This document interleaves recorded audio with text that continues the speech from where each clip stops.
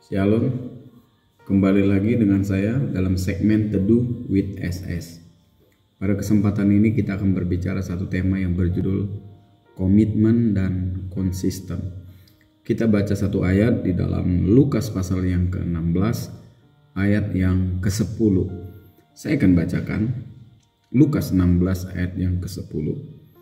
Barang siapa setia dalam perkara-perkara kecil, ia setia juga dalam perkara-perkara besar. Dan barang siapa tidak benar dalam perkara-perkara kecil, ia juga tidak benar dalam perkara-perkara besar. Bapak Ibu yang dikasihi oleh Tuhan, di dalam pengiringan kita kepada Tuhan sebagai anak-anak-Nya, kita harus mempunyai komitmen dan konsisten di dalam mengiring Tuhan, baik dalam perkataan, perbuatan, tindakan, dan sebagainya. Kita harus komitmen dan konsisten. Firman Tuhan yang baru kita baca dalam Lukas pasal yang ke-16 ayat yang ke-10 menerangkan bahwa orang yang setia dalam perkara yang kecil, maka ketika dipercayakan kepada perkara-perkara yang besar, dia juga akan setia. Dan sebaliknya, jika dia tidak setia dalam perkara-perkara yang kecil, maka dalam perkara-perkara yang besar, dia juga tentunya tidak setia. Dari yang kecil sampai ke yang besar, tentu ada proses. Dan untuk mencapai sesuatu yang besar, maka kita harus setia dulu dengan hal-hal yang kecil. Dibutuhkan komitmen dan konsisten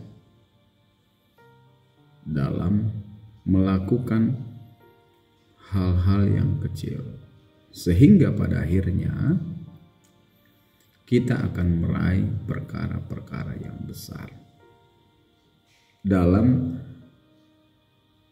kehidupan kita anak-anak Tuhan, baik itu dalam pekerjaan, pendidikan, usaha, bisnis, begitu juga di dalam pelayanan pekerjaan Tuhan. Kalau kita belajar dari tokoh-tokoh Alkitab,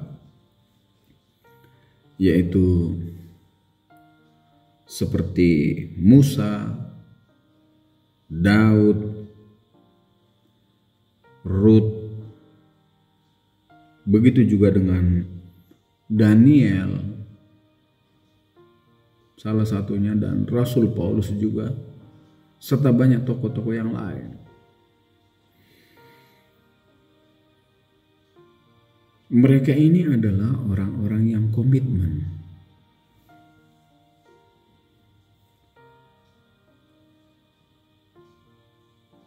Dari tangga yang terendah sampai puncak dalam pelayanan mereka kepada Tuhan, mereka tetap komitmen dan konsisten dalam hidup mereka.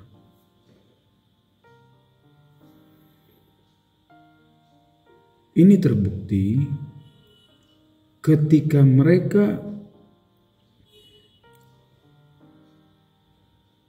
dalam pengiringannya kepada Tuhan diperhadapkan kepada kesulitan-kesulitan dan tantangan-tantangan hidup, serta persoalan-persoalan, ujian, bahkan cobaan, serta mungkin sakit penyakit. Mereka tetap konsisten dan komitmen mengiring Tuhan. Mereka tidak menjadi kendor, tidak menjadi marah, tidak menjadi mundur, dalam pengiringan mereka kepada Tuhan, melakukan apa yang benar di mata Tuhan, tidak menjadi kendor ketika mereka diperhadapkan kepada tantangan-tantangan hidup. Orang yang komitmen dan konsisten adalah orang yang tetap setia, tetap berjalan maju walaupun ada rintangan dan tantangan ada dalam kehidupan mereka. Seperti yang saya katakan tadi, Daniel, Musa, Daud, Ruth, Rasul Paulus, dan tokoh-tokoh yang lain. Mereka tetap setia kepada Tuhan. Mereka tetap setia melakukan apa yang benar, dan mereka tetap berpegang kepada janji dan kebenaran firman Allah dalam panggilan mereka sebagai anak-anak Tuhan, rasul Tuhan, sebagai tokoh-tokoh yang Tuhan pakai. Mereka tetap setia.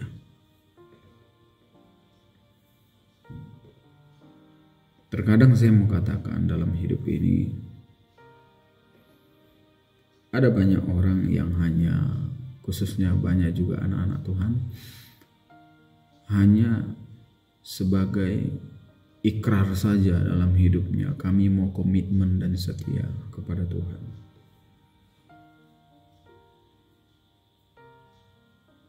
Hanya omongan. Ketika diperhadapkan kepada satu tantangan hidup, mereka mulai kendor. Jadi saya mau katakan pada kesempatan ini, wujud daripada komitmen dan konsisten kita dalam pengiringan kita kepada Tuhan, kita terus berjalan maju dan tidak pernah kendor apapun rintangan dalam hidup ini. Terus lakukan kebaikan-kebaikan. Tidak dipengaruhi oleh situasi yang sedang terjadi.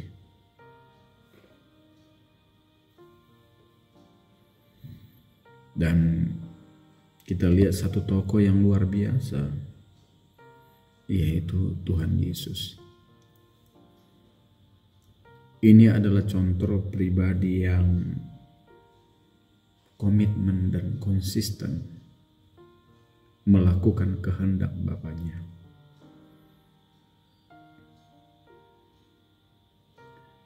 Tujuannya datang ke dalam dunia untuk menyelamatkan manusia, supaya manusia itu tidak binasa. Tujuannya. Dan untuk mencapai tujuan itu, maka dia mempunyai komitmen, memperhambakan diri menjadi sama dengan manusia, dan menderita, bahkan rela mati di kayu salib, sampai kita tahu dia tidak dikenali lagi wajahnya. Karena apa? Karena hancur babak belur. Kenapa kenapa dia mau melakukan itu? Karena dia komitmen dan konsisten kepada panggilan dalam hidupnya, yaitu tujuannya datang ke dalam dunia untuk menyelamatkan orang-orang yang berdosa. Demikian juga dalam kehidupan kita orang-orang percaya. Apapun yang kita lakukan, apapun yang kita kerjakan, apapun itu, baik dalam usaha, pekerjaan, studi, pengiringan kita kepada Tuhan, pelayanan kita kepada Tuhan, kita harus menjadi orang Kristen yang komitmen dan konsisten.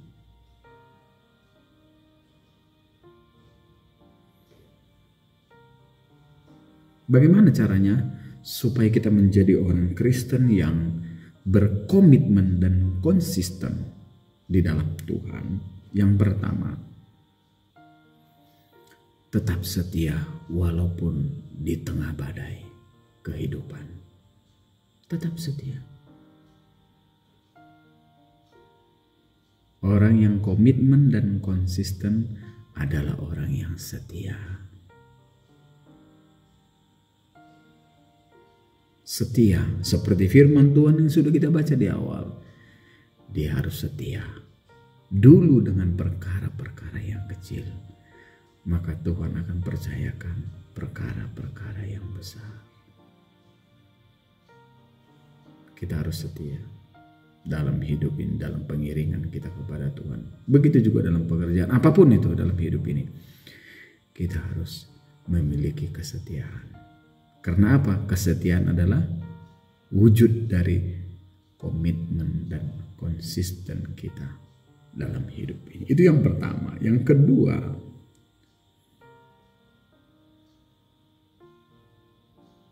hal yang kita lakukan atau yang menjadikan kita menjadi orang yang komitmen dan konsisten adalah tetap fokus pada rencana Tuhan. Tetap fokus pada rencana Tuhan.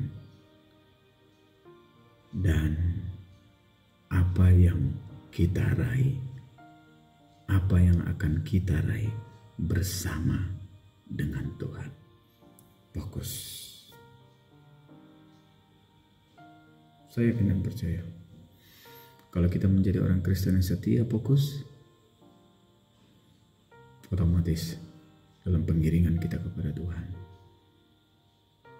kita akan berhasil. Kita akan berhasil. Kita akan maju. Kita akan diberkati. Kita akan menjadi kepala dan bukan menjadi ekor. Naik dan bukan turun. Miliki komitmen yang kuat serta konsisten terus melakukan kebenaran firman Tuhan. Maka Tuhan akan membawa kita terbang bersama-sama dengan Dia di dalam kemuliaan-Nya. Terima kasih. Tuhan Yesus memberkati kita semua. Amin.